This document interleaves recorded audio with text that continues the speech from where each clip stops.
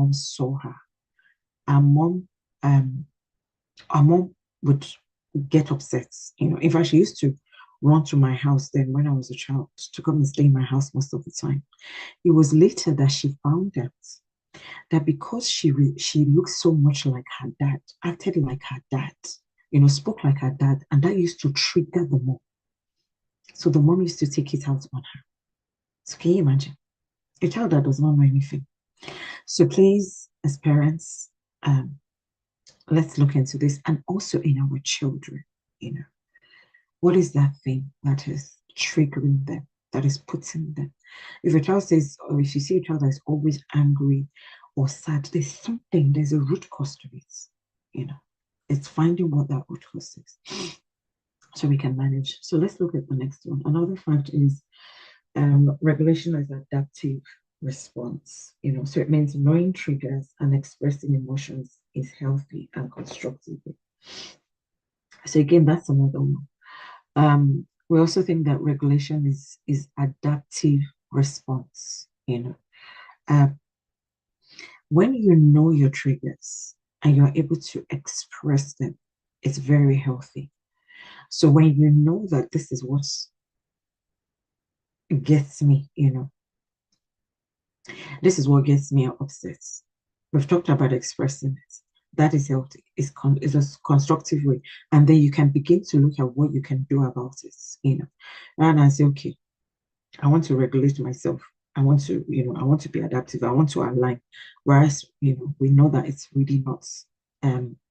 not really helpful. So what's that thing in your child that you are thinking, that they should just, regulate it so that they can adapt to it? No. Let them feel free to be able to express it. Because if they're not even able to express it while they're home, when they get outside, how are they going to express this? When they get into school, how are they going to express this? When you keep getting messages from school about a particular child, what is that thing, that they've adapted to? So let's look at that. Another myth is no negative emotions. Even I still say that to my daughter. And the other day, I was like, no, don't just say, don't say negative things. What is fueling it? Yes, we know that negative emotions are not empowering. But if there are negative emotions that are not empowering, what again is causing it? So, and we tend to do that, especially with Christian parents. Would they say something negative, we'll just change it to our families. I'm not saying don't do that, based on faith, positive confessions.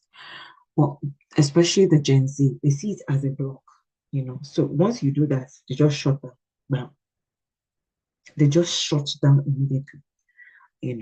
So you can look for a way to actually say it, or maybe just say, why do you see it that way? Rather than say, no, in Jesus' name. I'm actually preaching to myself because I think I still did something. I still did something like this today. So regulated people still feel anger. Yes, you can be regulated. You still feel anger, sadness, and anxiety. So these emotions are normal and and they're manageable. So let's not shut people down by saying no negative emotions. If there are negative emotions, let's acknowledge them. Let's talk about them. Don't let's suppress them. And don't let's say, no, your emotions cannot be, there are negative emotions that we have. So let's bring it to the forefront, let's talk about those. And even if you feel that you're someone that is, and that's what this is saying, even if you feel that you're a regulated person, you might still feel anger, you might still feel sadness, they're emotions and they're normal. So it's really looking at how we manage them, and then coping mechanisms, matter. So this is a fact. Yeah.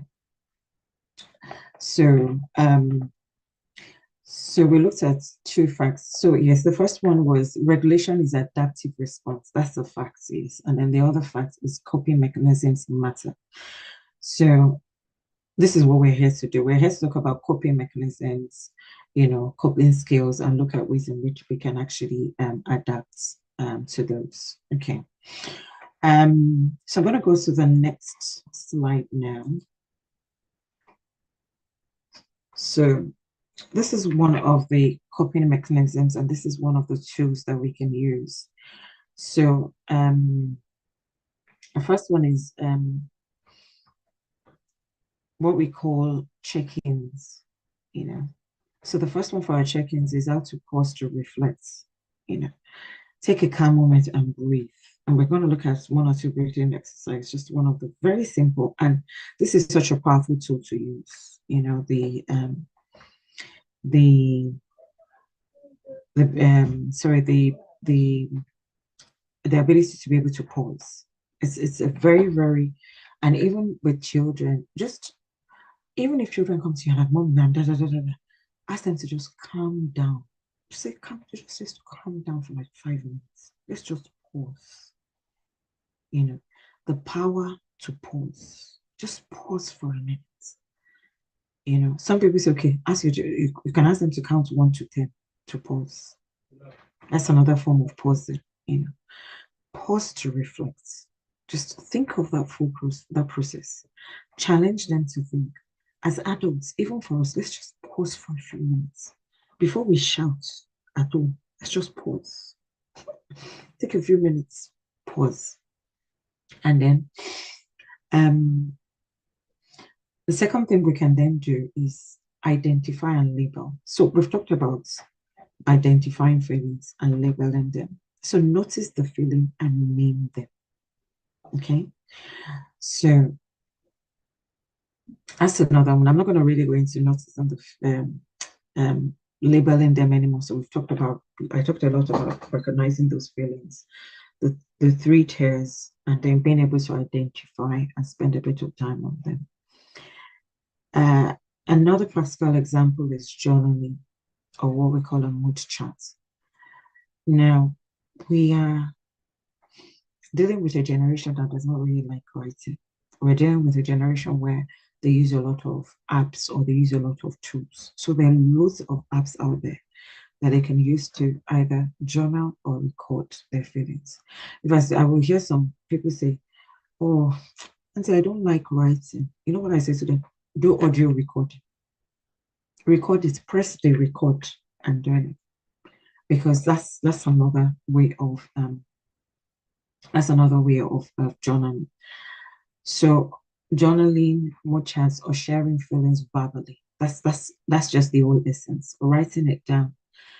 I have a colleague in coaching, and one of her main coaching areas is journaling. From journaling, people have been healed. You know, people have journaled their thoughts, their deepest expressions and their thoughts. You know, so enabling teens to process emotions constructively and recognize patterns over time. And that's what journaling and more chat does. When you write it down, when you speak it, you begin to notice that there's a pattern. A pattern that might not be recognized if you don't journal. And once you've noticed that pattern, then you can begin to, you know, make a difference and work on those patterns, you know. So over time, you will see that there's a pattern. And that's why I used the example earlier on of when you get upset over when you see someone in particular, you might not even realize it. It's when you maybe say it out or journal that you begin to see the patterns, you know. So, and then the other one is share with support, you know, so speak to a trusted person. It always has to be a trusted person, someone that will give you empathy, you know. So encourage your children to speak to you. If they will not speak to you, if there's someone that you feel that you trust that they can speak to, then do that. I have some friends that, you know, they kind of like send their children to me. They'll be like, okay, if you can't tell me, go and tell auntie. And I think I've done that with, I think I did that with my daughter at some point where I sort of like got mentees for her.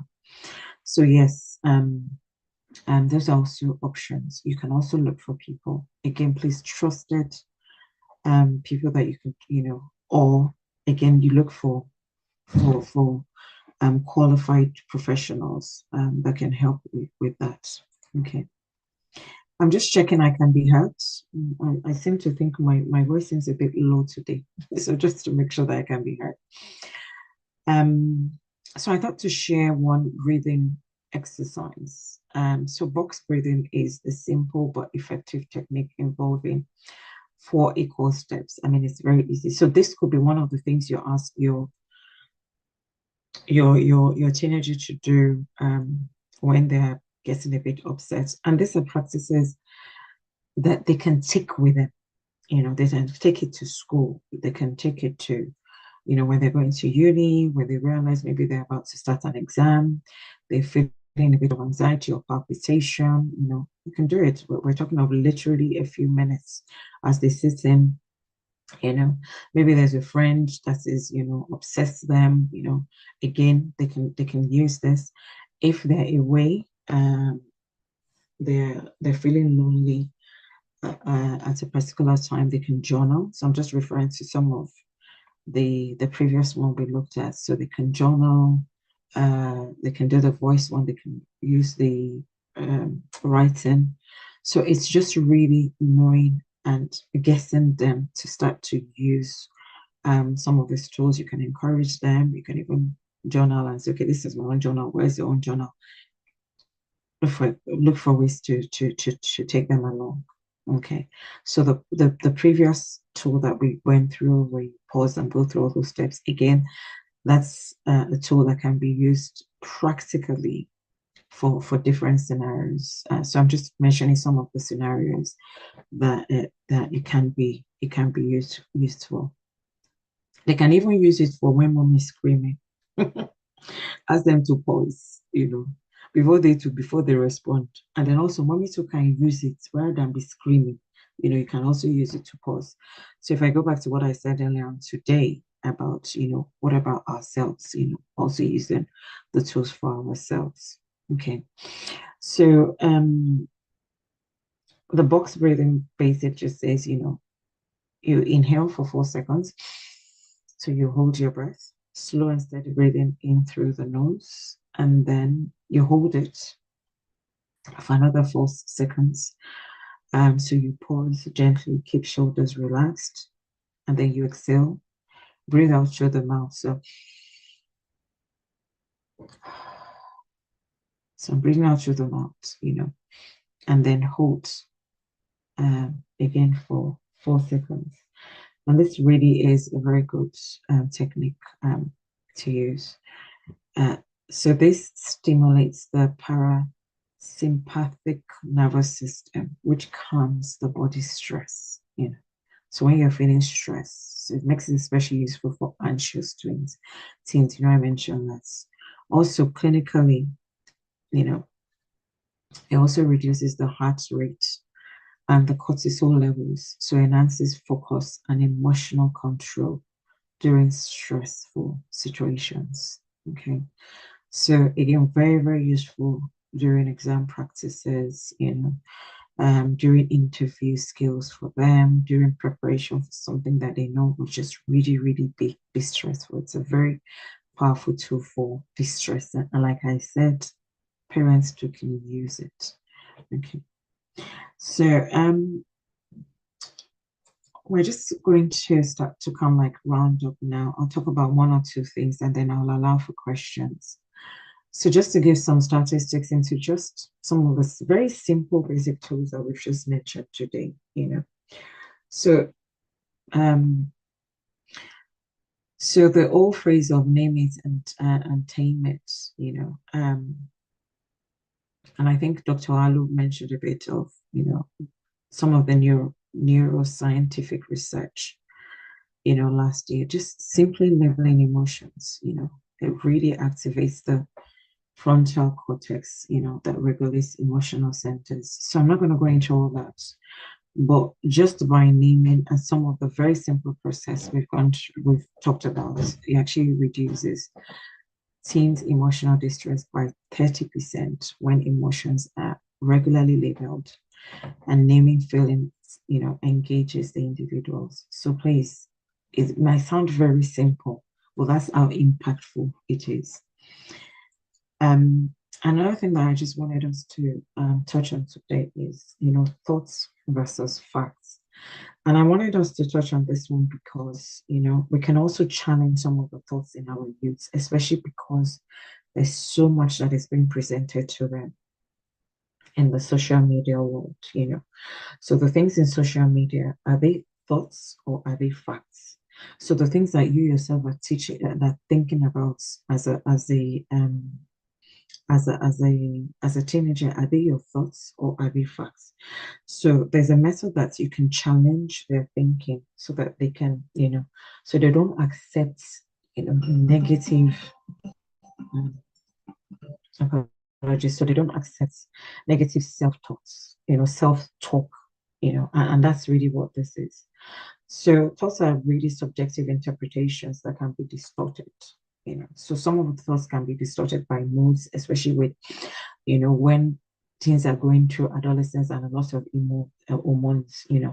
So they may accept negative self-talk, as truth, feeling anxiety and low self-esteem, things about their hair, their look, their face, and all that.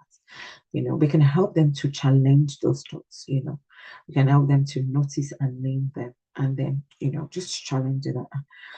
So something like, oh, no, mommy, somebody said that, I'm not that pretty. Really? Are you not pretty? Why are you not pretty? What's the criteria for pretty? So that it challenges them and it makes them think, it's true for my mom to have said it, just help them to challenge. And then we look at facts. So the facts are looking at objectives, observations, evidence that are verified, replacing assumptions with data and specific examples, builds accuracy and confidence. So at times we might even need to get facts. So one of the things that I did was got facts when we started, so that what we're to explain to us that what we're talking about in terms of mental health, we're not just plucking it from the ceiling. There are things that we have seen, that has really, really impacted. So really, mental intelligence refers to the critical skills of distinguishing subjective thoughts, opinions, or assumptions from objective facts. So that's what we want to help them to clarify. Uh, so that when something is a fact, it's different from when it is, and that really, really helps with self-esteem. Okay. And then so we've talked about stress a bit. So we've talked about the breathing exercise. So it's always good to know the cause of the stress. So, and this is talking a bit about stress intelligence, which I'm not going to really go much into. Um, it involves recognizing the stress signals, applying the adaptive and coping mechanism, which is what we've done a bit earlier on. What's causing the stress, in our teenagers? It could be academic pressure, it could be social challenges, it could be hormonal challenges. So it's always good to know the difference between them. And then once you know what causes it, what's the effects on their health. So chronic stress can disrupt brain development, weakens immune function over time. So we've talked about, some of the things that we can do.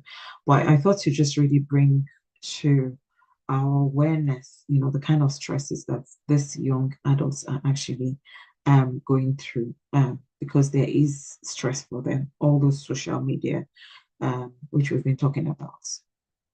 So some of the techniques that I can use is mindfulness meditation. So mindfulness meditation is just really being aware of because when we hear meditation now, I think that some of us don't fully understand what meditation is. Mindfulness is just really be centered and being aware of what's happening and naming and labeling, like we've talked about. So also looking at things like their physical activity, when children are more physical, it's also more beneficial. Time management, if you can also help our young adults with time management. I actually did a time management session with my mentee that I was talking about, who is in university in Ghana, and she found it really, really useful. So it was less stress for her because she came on and she was like, oh, I'm so stressed. I don't know. I have so much work to do. I've got coursework. I've got this. I've got assignments. So we went through a time management process. So I told us to do what we call a brain dump. So dump everything first on a sheet of paper. What are everything you need to do? Just write it down. Once you've written it down, now prioritize. So once you've prioritized them, so you know which ones are the most important against deadlines. And then once you've done that, then do what we call, I think it's just box them, create like a timetable, you know, and then slot what you need and how you manage your time. And by the time we finished that session, just going through that, she felt so much better. Stress was, taken off, or reduced.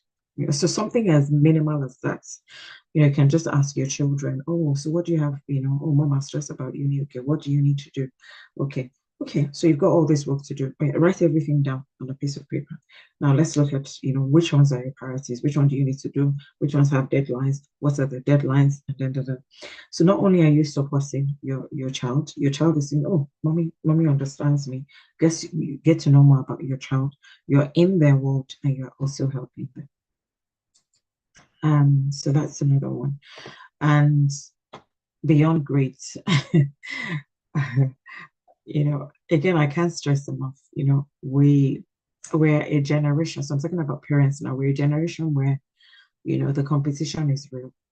We just for our children have to first class or best uni, which is good, but let's, there has to be a balance, let's build intrinsic self-worth beyond the outcomes. What's happening with their insight? Let's build on their insight first.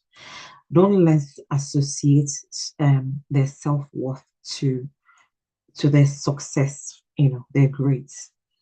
So self-worth in teens often it's hindered on academic success or external validation. And that's why we have a lot of children that are very anxious. And this can lead to negative self-perception and mental health changes. I remember one of the key things I said to my daughter, and I said the same thing to my son. I said, I'm not asking you to go and force yourself and get first class. If you get it, all well and good. But don't think my mom is expecting it and then so I have to kill myself. No, you know, you will get to where God has asked, where God has declared that you will get to, whether you get to first or not. So please, let's be very, very sensitive. And how many of us, let's be real, how many of us got first class that we are putting unnecessary pressure on them? So really, really, let's be mindful. We can also use reflection to surface their strengths and their interests and their values. So it's really about what they're interested in, what's their strength, what's their values, and let's help them to build on it. If you know your child likes football, then tailor it to them.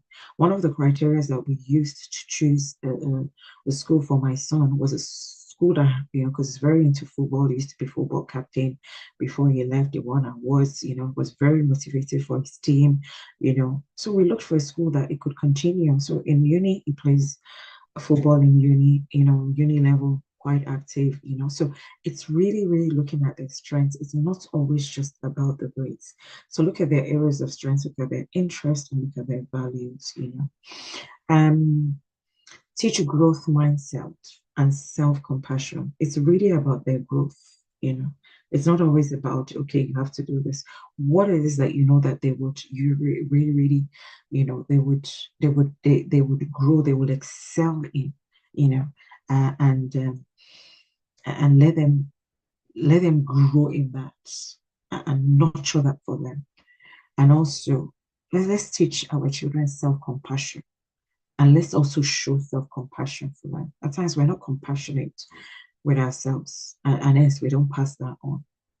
And once we do all this, we'll see, stronger, more resilient and motivated young people.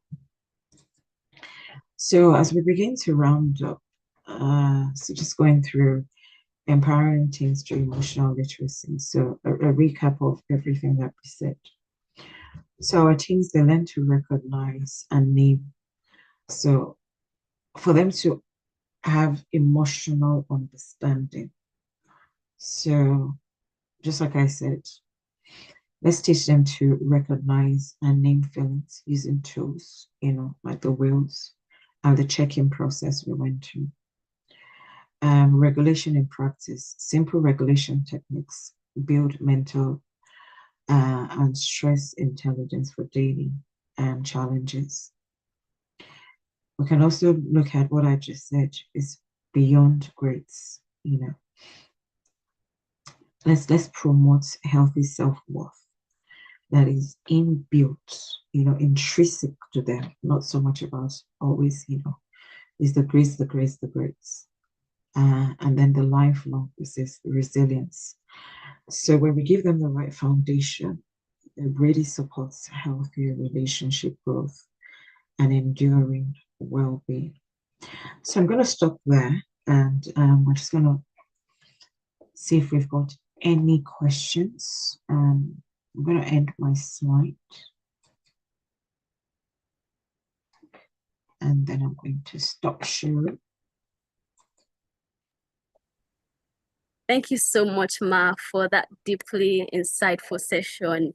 You have reminded us how that before we can support our teenagers emotionally, we ourselves need to look inward first, because as you have rightly said, we cannot give what we do not have.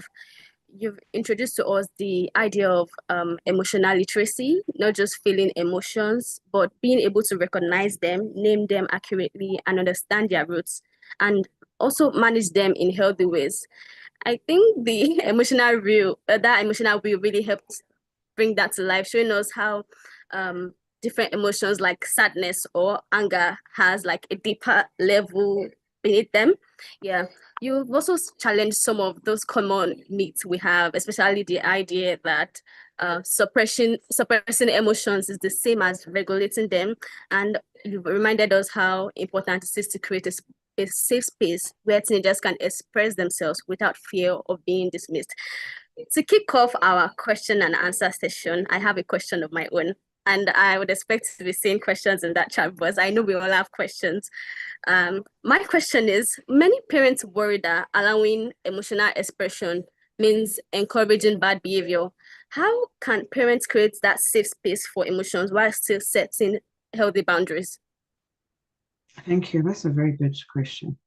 I think it comes from lack of emotional literacy in parents themselves. You know, um, the way we're one of the key things is the way we were brought up is totally different from the generation. So we're a generation that was told to be silent, not to speak. So when your children start to, you know, engage with with us now, some parents do not understand it as a child is trying to engage. So we're still saying it, you're talking back to me. You know, how dare you talk back to me? You know, you're being rude. You know. So that's why I said, as parents, if we ourselves don't, you know, understand what is happening, we're not going to be able to support our children, you know. So it comes down to parents also educating themselves, you know, getting this emotional literacy that we're talking about, being able to manage, you know, the our own emotional understand our own emotions and being able to manage it so that when our children come to us, sorry, I'm trying to read what someone just posted. So that when our children come to us, we can also support them effectively. So it goes back to what I said from the beginning. You still really cannot give. Because if I was not in this field, I probably would be doing the same thing with my children. I'm telling you. But because I'm in this field now, I have a better understanding and I'm still learning. It's just still on a journey. Like I said, while I was doing this today, I actually remember that I did something that obviously it looks as if I shut my daughter down. So I'm going to have to revisit, you know. And for parents that are becoming more aware, it's actually okay for us, you know, to understand that, you know, going to our children, speaking to our children does not make us weak as parents. And it doesn't mean that our children are being rude, you know. When you've brought up your children properly, because I believe that rudeness in children stems from the home environment. You know, the Bible says, train your child in the way they should go. Everything stems from our environment. You know, everything stems from our environment. If a child is bad, go and look at home. If a child is rude, go and look at home. If a child is destructive, go and look at home. The parents might not tell you the truth. Everything that the child comes up, because everything that we learn is the first 7 years. Unfortunately, parents assign their roles and their responsibilities to caregivers, like the school, you know, like so. Someone was telling me about something about, so Sunday school teacher is not doing whatever. I said, excuse me, Sunday school teacher are with your children for what? 2 hours in a whole week. You are with your children 24/7. You're expecting your Sunday school teacher to give your children the training that you should be giving them at home. Come on, go and train your child at home. What are you looking for? You know, everything stems from the home. If a child is rude, there's something that is not being done properly at home, you know. Yes, thank you, brother. I sent them back. I said, your Sunday school teacher is only with your child for 2 hours. You are putting the responsibility of training your children to know God on your Sunday school teacher that is with you. And you are at home with your children 24/7. You can't teach your children. There should be a top up.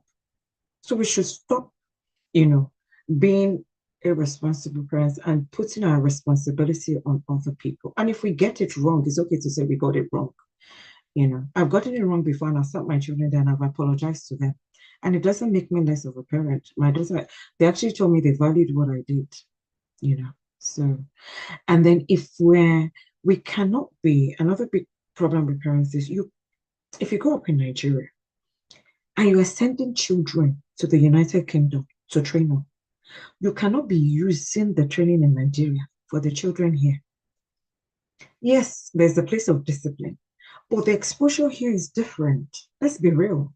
So you've got to adapt, especially if they decide to stay here. I have a, I've had a client child before that told me that she's not going back to Nigeria. You know, she said, I'm not going back because I fit in here now. And what they're doing at home is too much for me. They're too strong. My parents, they're too hard. And she said if they're not careful, she will disconnect. Unless we want to lose our children. And God will not let us lose them in Jesus' name. Thank you for that question. I hope it's answered your question. Yes, thank you, Ma. Thank you so much. I'm going to move on to the question I'm seeing on the chat box. We have, oh,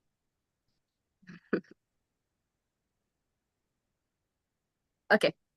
It has been an introspective moment for me. All thanks to this amazing and insightful session. Thank you, Ma.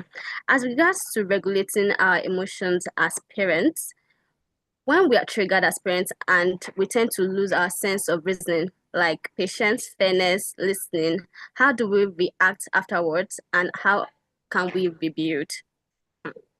Okay, so this is when we are triggered as parents, we tend to lose our sense of reasoning, like patience, yes. How do we react afterwards and how can we review? So thank you, Jazzy. That's a very good question. I think the first thing is to find out what is triggering you, you know, because if you don't know what the trigger is, you're going to keep repeating. So there's nothing to rebuild until you've actually found out what it is. So you would only be able to, so you talked about reasoning like patience, fairness, listening. How do we react afterwards and how we can repair? So you might even react temporarily and go and apologize. But what's the point of apologizing if you haven't dealt with the root cause? That means another week or two, there's a possibility you would do the same thing again. So it's going in as a parent to reflect. So it's almost like you need to heal yourself of whatever it is that's causing the trigger because you don't want temporary fix. And that's what I don't want to give to you. So I could say, okay, yes, you can start awareness, you can start mindfulness, and you yourself as a parent, you can start journaling. So that's why I said that everything we're learning today, you as a parent, you can also start to use. So even the breathing exercise. So say, for example, let me just frame for Jersey. Okay, say for example, you've shouted, you've screamed, you've done that to your child, and you then think, okay, now I've done this, I feel bad. What do I do? So you can go back to your child and say, daddy is sorry or mommy is sorry for acting this way. You will see your children will be shocked, and it doesn't make you less of a parent. I've tried this so many times. They would actually value the fact that you respect them enough to come back. So after you've apologized, then what I would then suggest is you've corrected, you've spoken to them, for you not to do it again so that you don't become like a broken record where you keep going back and apologizing. You then need to work on yourself. So some of the things that you might do on yourself is start to journal. What happened before I did that? So you can find out what your trigger is. So what happened exactly? Did somebody say something? What did they say? How did they say it? What was I thinking about? Journaling will bring all that for you. So by the time you do that a few times, you will notice that there's a pattern. And once there's a pattern, you can then say, okay, so this is this. How then do I build on this? Okay. There's also self-awareness, there's self-mastery, there's, so many things. We also talked about, so the next time, once you've done it once, if you know it's going to happen, if you're about to get to it again, pause, count to 10, breathe before you flare up. You know, it does not happen overnight. It comes with training. You've got to train. It's like you're retraining your brain. That's what the program is. So you're retraining the brain to do something that you're not normally do. Okay, I think I'll stop there. I hope that's answered your question, Jesse. Thank you so much, Ma. Thank you so much, Ma. I have a testimony from journaling, particularly how it has helped me analyze how I am feeling. For the past week, I have this I've been a little down and I was wondering what was going on. But writing things down helped me to figure out what exactly was going on. It looks like we have another question, so let me read that out, Ma. What coping mechanisms and tools do you have for busy career parents? Yes, that's the Hmm. Okay, so with career parents, what I will always say is I think you've got to learn to prioritize what's important to you. And it's a decision that we're going to have to make in life. There's no shortcuts to that one. I always say, well, some people say you have it all. I don't know from my own experience and from the little I've seen at times that you might need to balance things out, and, somebody else might have a different opinion. So I've had to do what is required for me to be with my children at particular seasons of my life. So, which meant I turned down a job at a particular time because I chose the option to be there for my children. So I've always wanted the experience to be able to take my children to school and drop them off. And I was offered a job in the city that I could either go for and miss that time. So, but I decided to take a lower paying job that was local, which meant I could be with my children, drop them in school, pick them up, and I have that fellowship. And that was an informed decision as a result of me not growing up with my mom. It was something I really, really valued and wanted. So one of the promises I made to myself was that when my children are older, I would sacrifice, and I sacrifice them. So now they're older, I can go and do whatever it is. Some people might call it a missed opportunity. I don't know, but that was my choice. So I think, but when you say what coping mechanisms and tools do you have for busy career parents? So that's one thing I would say. So you might want to reorganize so it is not so busy. That's why I gave that example. So then you can then, but if you still that, for whatever reason, you still have to be busy. So it's really finding, for yourself, what are those things that you can do for yourself? So you're going to have to incorporate quite a bit of self-care. You've got to look for how you care for yourself. So having downtimes. So I don't know, maybe how old your children are. Maybe if you can put them in bed early, or you can get them off. Just find time for yourself in the evenings, or maybe it's the early mornings. Look for maybe if you can go away for retreats, if you like going away for retreats. What do you enjoy doing? Incorporate self-care into whatever it is that you enjoy doing. I think that's really, really important. If you can prioritize, so you have more time management also would help. If it's the children, sit your children down, have that conversation with your children. It's a bit, because I'm speaking generically. I don't know how old your children are, so it depends. What you do depends on the season in which your children are in. That's what and I kind of feel. And also always have boundaries. So if you go to have boundaries also with your children, and boundaries for yourself. So yeah. Thank you, Ma. I am picking pointers. I don't have children yet. I'm not even married, and I'm picking a lot of pointers from this. Thank you so much, Ma. Um, do we have any questions left? If you want to take the mic or drop a question quickly in the chat box before we round up this session. Okay. As we are wrapping up this sessions today, we are going to have a closing remark from our dear Dr. Alo. It is my honor to introduce Dr. Alo. Dr. Alo is our main consultant with years of experience guiding families through educational decisions and student development, both locally and internationally. Dr. Alo, please, the mic is yours, ma'am. Thank you so much, Ibuku, and thank you for facilitating so beautifully. You're definitely going to be an amazing parent by the time you get married and start having your children. Because many of the things we're hearing now, some of us didn't hear it, weren't taught. There were no webinars. You just literally learned as you went along, really. So you're honestly, your children are blessed because you're already acquiring emotional literacy, and by the time you're ready you'll have emotional mastery, and be able to pass that on to your children. So thank you for facilitating.